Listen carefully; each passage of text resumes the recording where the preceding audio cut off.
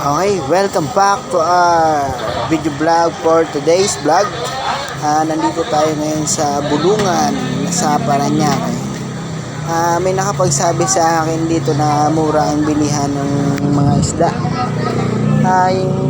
By the way, nasa Kabiasnan daw to. Pag napunta kayo dito guys, sa mga nakakaalam, okay, naikwento ko lang para makatulong na rin sa naghahanap ng murang mabibilhan ng isda. Kasi last 3 years nakapunta ako dito, bumili ako ng isda.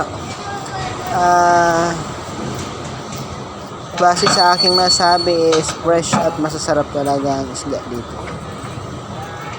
Iba-ibang klase. Per kilo. Okay, ito yung lugar nila dito sa may Parañaque. Bali, pag tinagos mo to, ang punta mo dito ay may kalsada sa papuntang Las Piñas. Bukod pala sa Bulungan, nabilihan natin ng mga isda dito.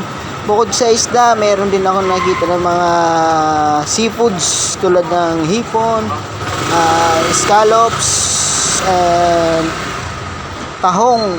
Tapos, tawag nito, lato. Okay. Bali guys, doon sa may kabilang kalsada is palengke yun. Masasabi kong isa sa the best na palengke to. Kasi na-experience kong bumili. At the same time, budget yung pera ko, mura. Saka pagdating ng hapon, gusto kong malaman yun. May mga tumpok na isda dito na taga 100. Mayroong tag 50 nga.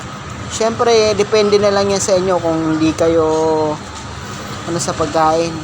Kung nagtitipid kayo, budget meal o budget pasok sa budget, hindi naman siguro masama magsubok dito.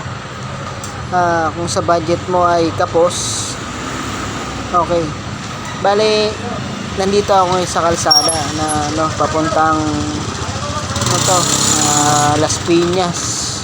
Pwede ka tumago sa Las Piñas. Sa aking right side ay highway.